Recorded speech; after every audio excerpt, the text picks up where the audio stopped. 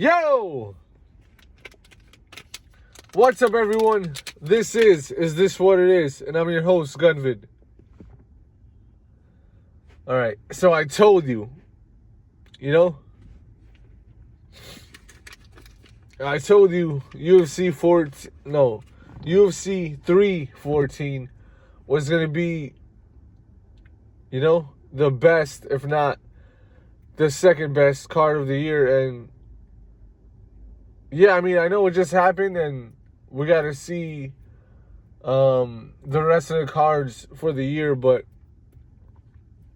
the UFC 314 event, it definitely delivered, It was great. I mean, great fights all throughout the card. A lot of KOs and TKOs, and it was just one of those nights, in the UFC where just back-to-back fucking amazing fights. So, yeah, shout out to all the fighters, and that was fucking dope, yo,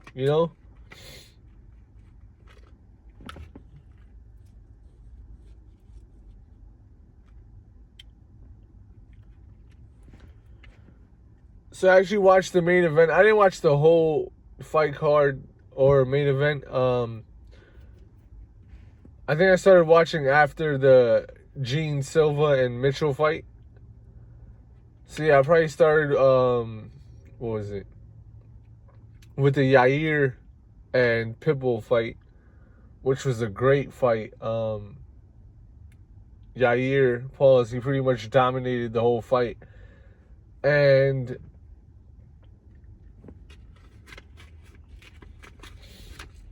I didn't make a prediction for this fight because I'm like, I didn't know what to expect.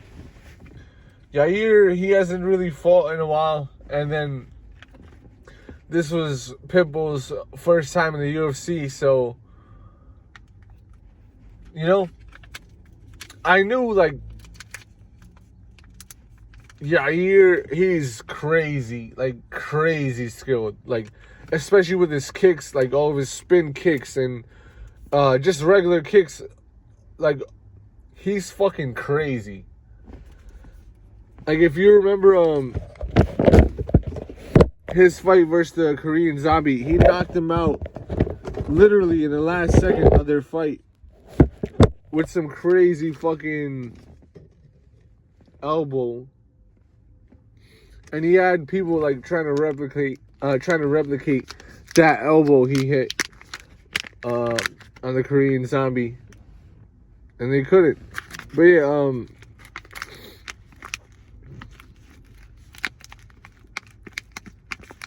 so yeah, I knew, like, skill for skill, Yair, he could fucking do what he did in that fight, and then he did. So I'm happy for him because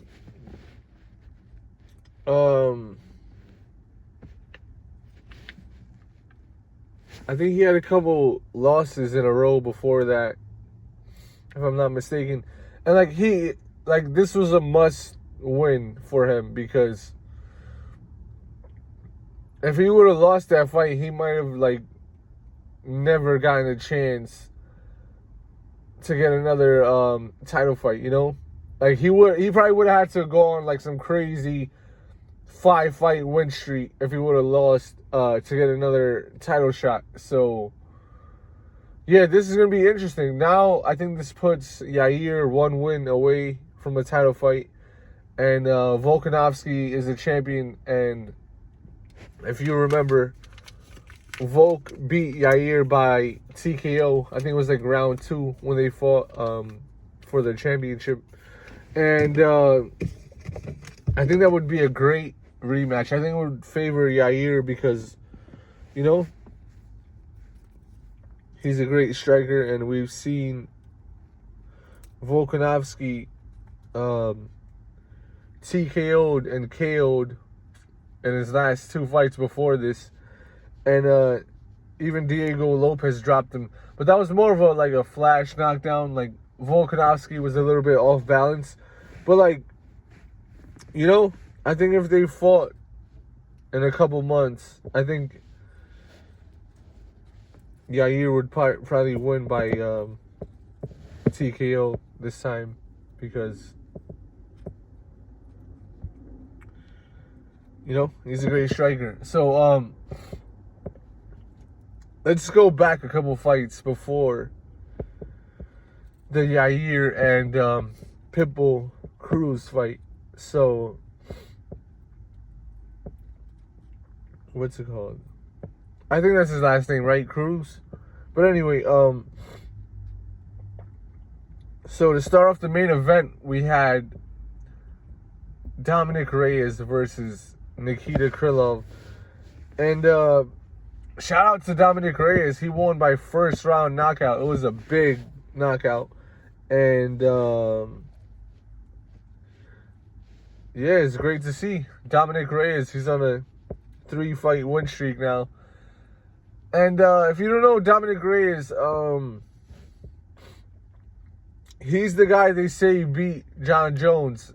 Even though John Jones won the decision, a lot of fans thought Reyes won that fight.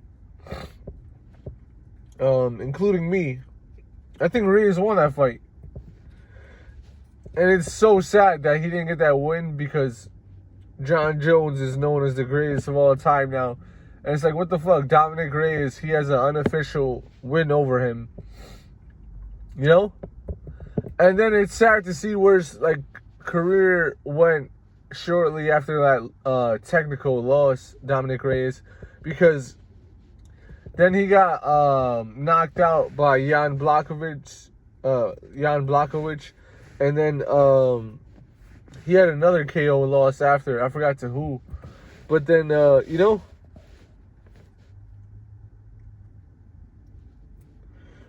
so it was looking like it was pretty much over for him. And everyone was, counting him out. They were saying he had no chin. And it's like, bro, shut the fuck up, bro. Okay, I understand someone gets knocked out and then now you want to question their chin.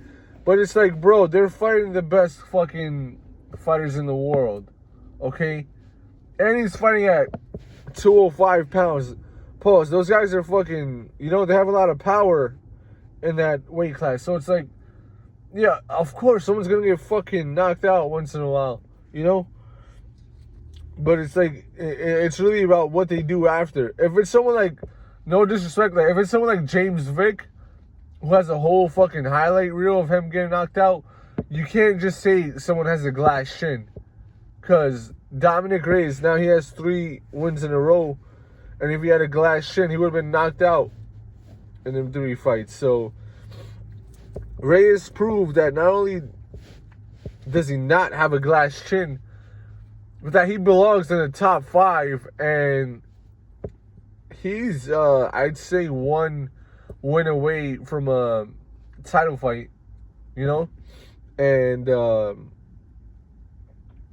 I think a great fight would be him versus Alex Pereira, because both of those guys have great power and great knockout ability and just great fighters overall. So I think that would be amazing. We got to see what happens with Pereira versus Ankalaev 2. So, yeah, that's going to be really interesting. Right? And so, moving forward, you had Gene Silva versus Bryce Mitchell. I think that was before the Yair Pitbull fight. So I'm kind of out of order breaking down this main event. But I wanted to talk about that Yair fight because, you know, that was really impressive. You know, I think him and Paddy Pimblett, they really showed great, not only striking technique, also grappling. I mean, I don't think Yair grappled like that, but they both showed great striking and great technique. So I wanted to talk about that fight.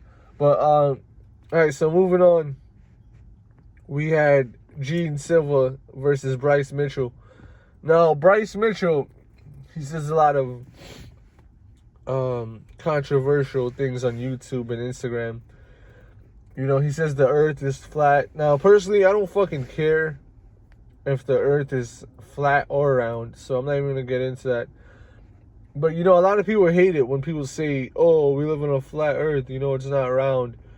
And then people go crazy on them and they start calling them crazy and all that shit. So people already hated Bryce Mitchell for saying things like that. And then, but he still has a lot of fans, you know? So, you know, I think it was recently I heard Bryce Mitchell say something like he would go fishing with Hitler. And it's weird, like, when people talk about Hitler now, like, they're trying to talk about him like he was a good guy. Now, personally, you know, I wasn't there. I don't know exactly what happened, but from what I learned in history in school is that he was evil person, you know? People were trying to talk about the Holocaust like it didn't happen. Like, bro.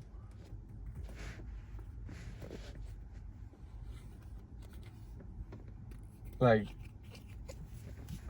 I know someone, like, it was my friend's grandma, and, like, she was, like, a part of that shit, you know? Because, like, a lot of these things, they talk about these things like they were so long ago.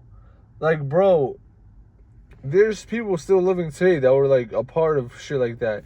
So, like, have some respect. I understand there's Jewish people in the world that do horrible things and, you know, steal from people, like, steal their money and land and just all types of horrible things.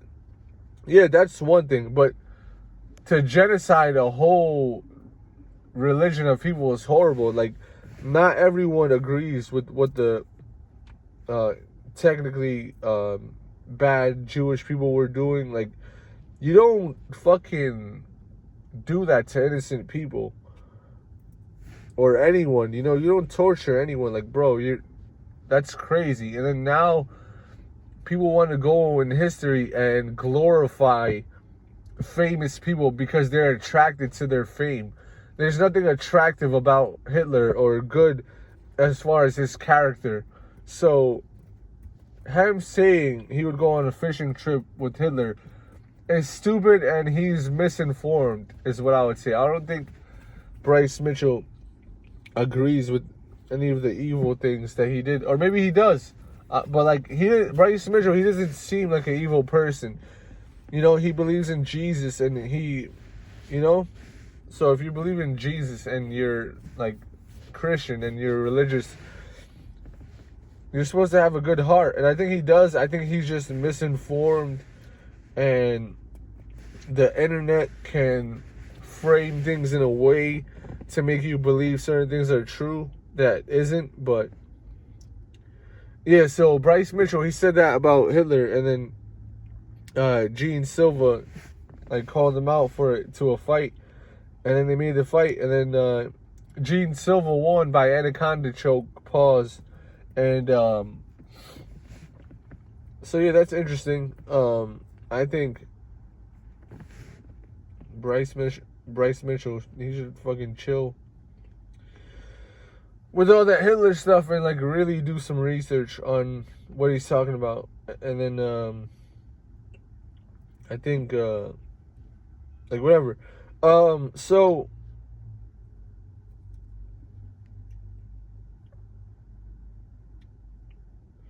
next fight on the card. What was the next fight? It was probably Yair and Pitbull, right? So after that, we had Paddy Pimblett versus Michael Chandler, which was a great fight. So it started off, that fight pretty much went how I said it would go, other than the fight going to a decision. So Paddy Pimblett won by third round TKO. And, I mean, he really fucking beat the shit out of Michael Chandler, especially towards the end of that fight. He hit him with, like, I think it was like a jumping knee or just like a knee, and opened up a really bad cut on Chandler's face in the third round. And soon after, he had the TKO. So that was really bad at the end for Chandler. So, especially with all the shit he talked, like, yeah, I'm gonna knock you out and all this. And so yeah, that was great. And Pimblett showed he's not just a hype train. Pause. He fucking, he actually has a lot of great skills. And I talked about that before this fight. I said, he actually improved a lot and impressed me, pause, with his striking ability. Because if you go back like 3, even 4 fights ago, Paddy Pimblett's striking wasn't as great. He's like, his boxing is a lot better. His kickboxing is a lot better. His wrestling is even better. He got a takedown on Chandler. I think it was towards the end. So yeah, the fight pretty much went how I said it would. Chandler, he had some success in the first round, but he didn't drop Pimblett in the first round. He just got him with the good right hand. And then from pretty much the end of the first round to the rest of the fight, Pimblett, he pretty much dominated the fight, which is great. And then, so yeah, that's the co-main event. Awesome. So now we go main event.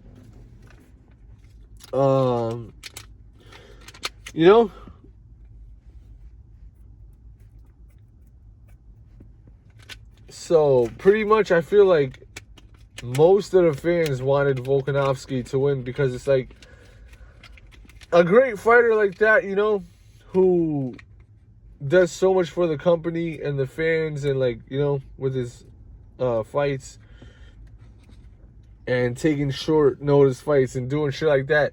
When you do that, you become a fan favorite. So,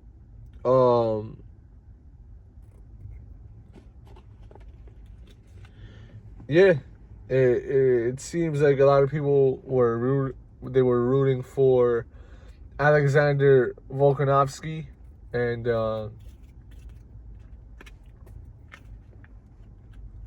see, there was some I think it was like a what do you call it? They said like people at the age of 35, they've never won a championship fight. But I'm like, what about fucking Glover Teixeira? He was like 40 when he won. But I don't know. There was like some 35-year-old fucking curse that Volkanovski broke, and he won by decision. So I did call that fight, and it pretty much went exactly how I said it would go. And so yeah, shout out to Volkanovski for reclaiming the featherweight championship. And this is going to be really interesting what happens next, because I think he said he wants to do like 2 more fights before he retires. So I wonder who he's going to fight next. I don't know who's next at featherweight, but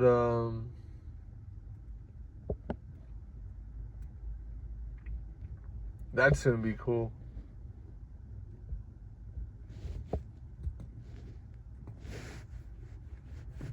So yeah, great card.